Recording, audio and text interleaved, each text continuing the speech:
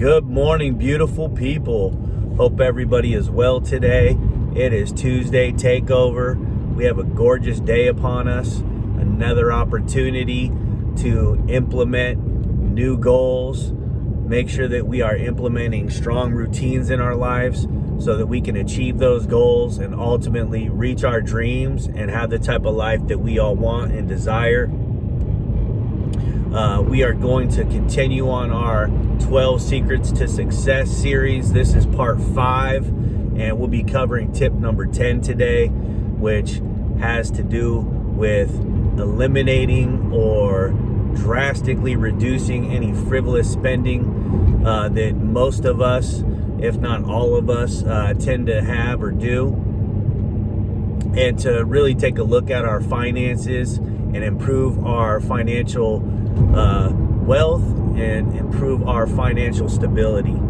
So the key to that is really just taking a look at what you absolutely need versus what you want. And obviously the things that you need, you're going to have to make sure that you can budget that in to your finances. But the things that you want, really taking a look at those items and asking yourself, are they actually adding value to my life? Is that something that is going to benefit me not only short term, but is that going to benefit me long term? Because one of the keys to building financial stability and financial wealth is being able to put away at least 20% of your gross income and making sure that you have a savings account that is going to be able to cover like an emergency fund, cover 6 months worth of, any type of emergency that comes up. We never know what is going to happen. We're never promised, to keep our jobs. Our employer could go out of business. There could be layoffs, all sorts of things. We could end up, unfortunately, having health issues that pull us away from our careers and our jobs. So having a 6-month savings or emergency fund is very, very key to make sure that if we do have any unfortunate situations in our lives like that come up, that we're able to get through that storm and weather that with no problem. So that would be, definitely when you're looking at reducing frivolous spending and saving 20% of your income, you're going to want to definitely make sure that the first thing you do, if you haven't already, is build yourself an emergency fund. And that's something that you want to make sure is liquid. So just putting that into, a regular savings account, and if you don't have a savings account, open one. If you can't open one, which I don't know why you wouldn't be able to, then, obviously a checking account, that would be fine as well. But even better is put it in a money market account. Not that you're going to get a lot of, interest on that, but at least you're going to get something. So with that said, if you're somebody who's just starting out, this could seem like it might be difficult, but that's where you got to reduce your frivolous spending. Okay, that means that a great book, by the way, called The Latte Factor. Highly recommend that one. It goes into great detail on how to reduce, how to cut spending, and how to make sure that you are saving for the future and investing for your future. So again, highly recommend that book, Latte Factor. Go pick it up. You'll be glad that you did. It's an easy read, and it'll help pave the road for you when it comes to financial success and stability. So with that said, though, we're looking at just the little things that add up that we don't think about on a day-to-day, whether it's your Starbucks habit that you have daily. Even if it's just you're going to get a small or a medium coffee, that's still $3 or $4 a day. Some folks they get the more foo-foo drinks that like your caramel macchiatos, or I don't really frequent Starbucks that frequently at all, and I do my coffee from home and it's just regular black. So anyhow, point being, you can spend up to $6-7 a day, and that's just on your coffee. Not to mention when you go there, you might end up getting yourself a snack, whether that's some of their delicious banana bread. So just, that's just one example. Another example is, whenever you go to get gas, are you picking up yourself, a little candy bar, a little snack? Are you getting yourself an energy drink, a Gatorade? All those pennies add up, and things really aren't even pennies anymore. We're looking at, $1, $2, $3 habits that you could be doing on a daily basis. And when you add that up throughout the week, throughout the months, and throughout the year, you're looking at hundreds, if not thousands of dollars that you're spending, on stuff like soda, candy, coffee. We already talked about how expensive it is if you use tobacco, whether that's cigarettes or whether that's chewing tobacco. So take a look at, these items that you're spending money on and ask yourself, do I really actually need that? And is that adding value? Is that benefiting me? And am I hitting my targets when it comes to having financial stability and having financial wealth? So, other things that you might want to take a look at, subscriptions. So monthly subscriptions, whether it's Netflix or, whether it's, whatever, having a YouTube subscription, so you have the premium options. Trust me, I love YouTube, but I'm pretty frugal, so I don't pay for that monthly service. I don't mind having to watch the commercials. That's gonna keep money in my pocket that I can put towards savings or investing. So again, many different things that we all spend our money on that we do not need, and we just might want. A lot of those things that we want, when you really actually take a look at it, they're usually not even good for us. So a lot of times it's actually going to improve our health as well if we're not spending money, like I said, on those sugary lattes, on the candy, on the tobacco, and everything else. So anyways, back to saving and investing. Take that money that you've been just kind of blowing and put it into your savings account. Build yourself a 6-month emergency fund. And what you want to do is you want to take a look at, you have to do a profit and loss.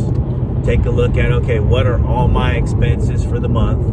And then times that by 6. And whatever number you get, that is your target. That is what you want to end up putting into your savings/emergency fund. And then once you have that built, now you can breathe, okay? Now you can go in and you can make sure that you are investing that money. A lot of you, most of you, hopefully are investing in a 401k with your company, and that is absolutely great. That's fantastic, especially if your employer matches. Definitely max that out so that you can get the full match. And what I would tell people is don't only invest through your company, because you only have so much control on what your investments are going to be in. Your company is going to control that. Usually you don't have that option. So I always tell people, if you can get 10% invested within your company's 401k, and then another 10% invested in things that you want to invest in, that you are knowledgeable about. Keyword, got to be knowledgeable, got to know the market, got to understand what it is you're investing in. So whether that is stocks, bonds, real estate, crypto nowadays, which I'm actually a pretty big fan of crypto, even though it's extremely volatile. The thing is I know that, and I go in, everything that I do when it's an investment, we're talking long-term, minimum, 5 to 40-year investment. I'm not really putting any money anywhere unless I'm planning on it being long-term. So, short-term investing, that's just not something that I'm into. It's not something that I would recommend. Most people, unless you are extremely skilled and knowledgeable in certain areas, it just does not work out well. So again, 20% of your total income is what your goal should be on what you want to be investing, and that is after you have got your 6-month emergency fund solidified. And again, so many different options. 10%, that should be where you're investing it with your employer if you got a 401k. Now, if you do not, there are other options out there. To start a 401k, start an IRA, specifically with some of the brokerages that are out there. A couple that I recommend and that I like is, Fidelity is very easy to work with. You don't get charged for any type of trading or buys that you might do when it comes to stocks, and they've got a lot of really great options. So you might want to check them out. But the real key here is just being disciplined and, just really kind of making sure that, you're watching what is coming in. So what income do you have coming in, and then what's going out? Definitely you do not want to be in the negative. And when it comes to credit cards, try to eliminate or reduce those as much as you can. And when I say eliminate, I'm not saying don't have a credit card, because it's a great way to build credit. I have multiple credit cards myself, and I use those to build my credit score to where it's at today. But I make sure that I either don't really use them too often, or if I do, they're getting paid off at the end of the month. So that way I'm not being charged that interest on there, because typically you're looking at anywhere from 13 to, I think 22% interest, depending on what your credit score is, credit history. So with that said, this is a very big and important tip to, being successful, because once you are able to have financial stability, that's going to bring your stress levels way down, which is going to help your health, and that's going to put more time on your lifespan. Having that financial stability can lead to financial wealth, which gives you more time, because you don't have to do things that you don't want to do to try to generate income. And there's one thing that we just cannot get back in this world, and that is time. Once you use it, it is gone. You lose it.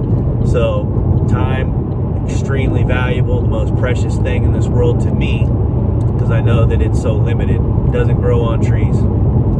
Anyhow, if this is a subject, by the way, that I can talk about for quite a long time. So if you're somebody that you're just starting out, you don't know where to start out, and you need some financial guidance. I am not a financial advisor. However, I do have a lot of knowledge in this area, and I am more than willing to help anybody out that would like to try to get a financial plan for themselves and get some financial guidance.